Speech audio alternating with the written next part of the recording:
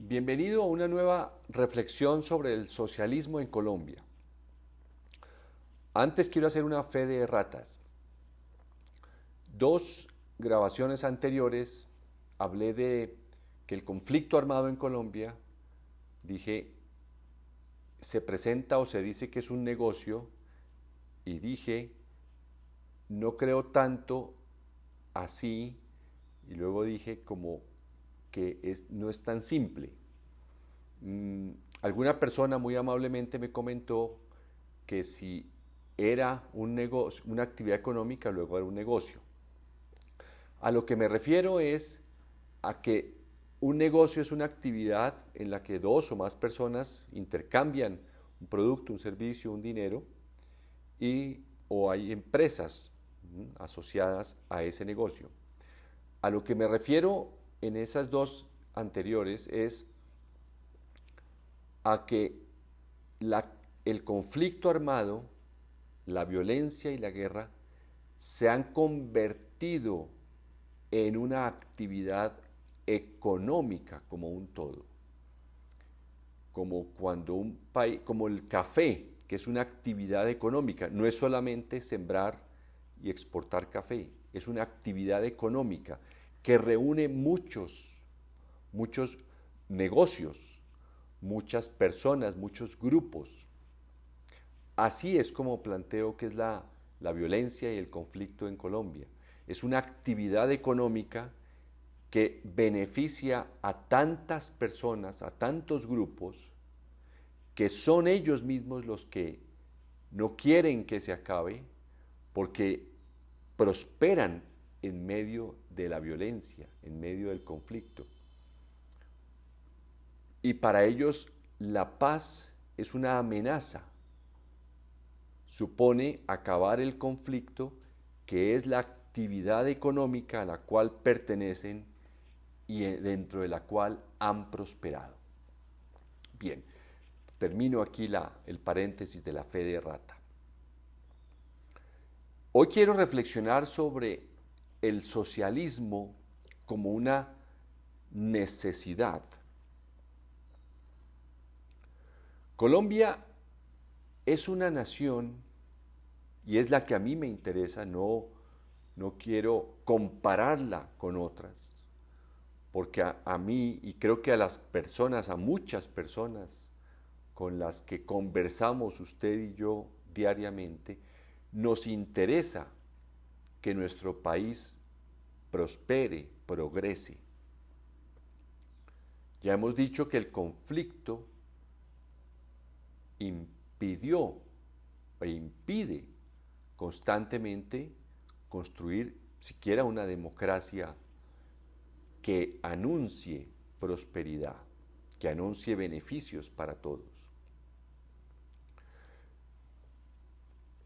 El socialismo es una necesidad cuando dentro de la nación colombiana la historia nuestra muestra que la pobreza no se puede vencer, que la pobreza, aparte de la pandemia, no me refiero a esa porque eso fue un problema en todo el mundo, pero Colombia ha sido un país con unos niveles de pobreza vergonzosos para nosotros mismos. No digo para las calificaciones internacionales, no, para nosotros.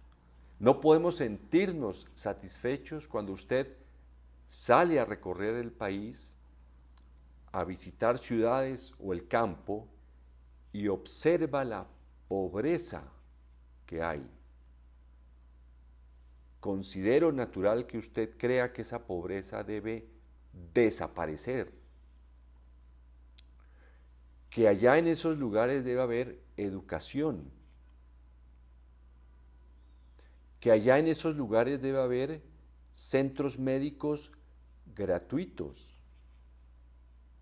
para esa población, no gratuitos para el país. El país tiene que reunir los recursos, los gobiernos, para llevar esos servicios allá. Eso se llaman impuestos. pero debe llevarlos. Debe, a través de esos recursos, llegar a esos lugares para que a través de justamente la educación, el trabajo y que el desarrollo económico de esas zonas les permita crecer económicamente. Pero sin la educación y sin las carreteras, por ejemplo, no importa que se lleve o el capitalismo o el socialismo lleve allá los recursos. No importa, da igual, porque si hay corrupción, por un lado, y por el otro lado, los centros de salud y los centros educativos no los pueden pagar las personas tan pobres, pues simplemente no se van a utilizar. Una persona, una familia, una empresa puede regalar a manera de caridad a través de una fundación un colegio en el campo, en una zona muy pobre. Pero si los niños no tienen, los padres no tienen cómo vestir a sus hijos, cómo darles el dinero para que puedan comprar las medias nueves, algo para comer en el colegio. Si no pueden llegar al colegio, como hemos visto muchas veces, que es atravesando ríos, es decir, no hay vías. ¿De qué sirve que dentro de una economía capitalista haya empresas que regalen colegios o bibliotecas si los niños no pueden pagar los libros con los que deben aprender a leer? La sostenibilidad en esas zonas tan pobres la debe garantizar el Estado, el gobierno, debe dar un impulso grande inicial. Esas son las ideas socialistas, por eso es una necesidad.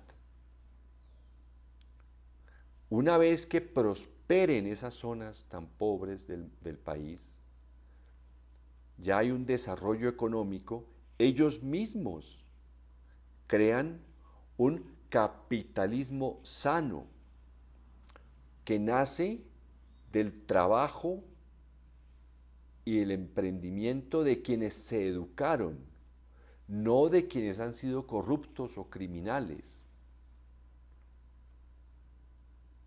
Por eso es necesario el socialismo, más que las ideas socialistas. Son las prácticas socialistas. Colombia es un país que necesita en muchas regiones prácticas socialistas. Si esto no ha sucedido antes, porque la pobreza no es nueva, la falta de oportunidades de educación no son nuevas, la falta de carreteras no son nuevas, la violencia no es nueva. Si no ha habido un desarrollo de estas zonas, es porque precisamente ese atraso conviene a algunas personas, a algunos grupos. Es natural que cuando a los líderes les falta visión, les falta una moral bien firme, les falta una ética asociada a lo que deben hacer para desarrollar a las zonas más pobres de las naciones, es natural que si no lo hacen es porque les conviene que sea así.